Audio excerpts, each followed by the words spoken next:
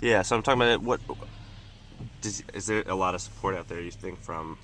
No, hold on. Don't worry. Cut that.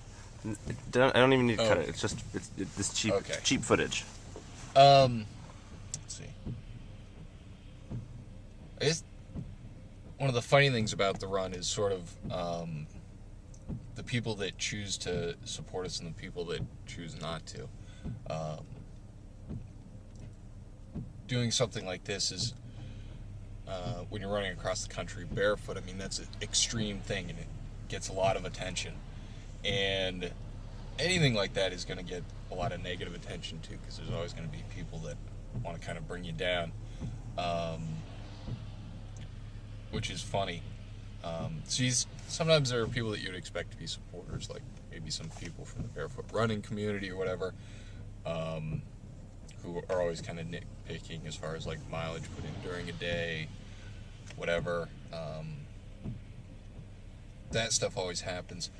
But what's kind of amazing is the people that show up that come out of nowhere, out of left field, and decide that they want to support you.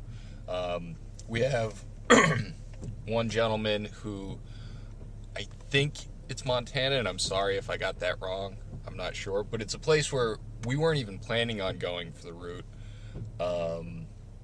We never planned on going up that way, and yet he has put a big sign on his front yard saying "Go Run, Tellman, Run." He painted his car. There's been pictures of it on the website. If you follow the blog at all, you probably have seen this stuff, and that's amazing. There's some guy just out of nowhere, blam. And then even here in town, in Vienna, where we're at, there's a guy, Rick, and he went out with us the other night to go looking for homeless kids. And Rick is a guy that he's like the maintenance guy for Blue Cross Blue Shield right down in Parkersburg. And he's not necessarily like a suit or anything else or high up or any of that. He's just a regular working guy. And Rick got an email because it came through the company, that we were going to be around. And Rick saw that and he was like, wow, this is amazing. He went on the blog, read the story, and he was, it meant such a big deal to him that he was like, you know what, I want to be able to do something. And completely on his own, which is how we ended up going out with him, Rick decided that he was like, no, you know what, I want to go out. I'm going to go out on my own if that's it. Didn't even actually ask us to go with him. And he's like, I'm going to go out to these places down by the river, out in the woods, whatever, and walk around and try and find these homeless kids that are out there. And he's working on setting up a blanket donation at his work. He's really just kind of running with it, He took the idea and he's like, yes, this is important. It's amazing that somebody's willing to go out there and do something for people, and I wanna do that. And I think that's one of the more powerful things, when you see these just regular working people and they're kind of watching what we're doing. And I mean, for me, it's just I'm driving a van, I don't think much about it because it's just a day-to-day thing. You kind of forget what's going on. And yet, there are these people out there, and there's a lot of you, and you're awesome. And you're really coming out, and you're really supporting. It's one thing to throw a donation, go to the website, donate, which is awesome, and that's clearly what we're working for. But it's a little bit more. It's just, I don't even know. When people are willing to go out and change their lives and be like, yo, you know what? If he can do this, I can do something as well. And they're willing to take their time and go out and do what they do. So, yeah, it's funny the support we get.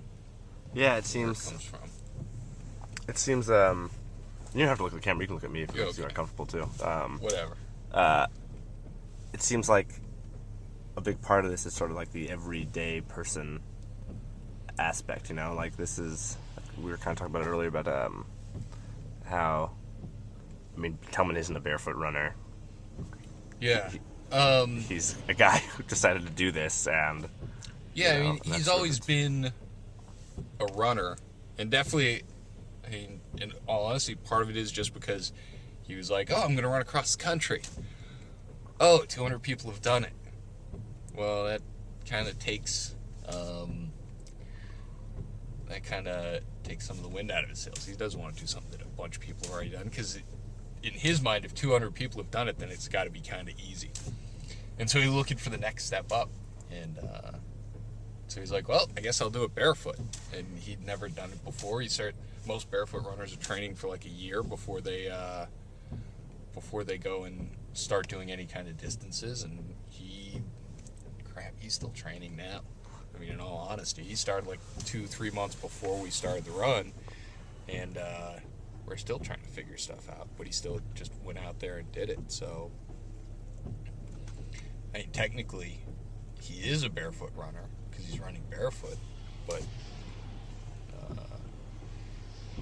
I guess he hasn't spent the time. He's still kind of wet behind the ears when it comes to that stuff, and he's learning very fast, going out and doing it every day, though.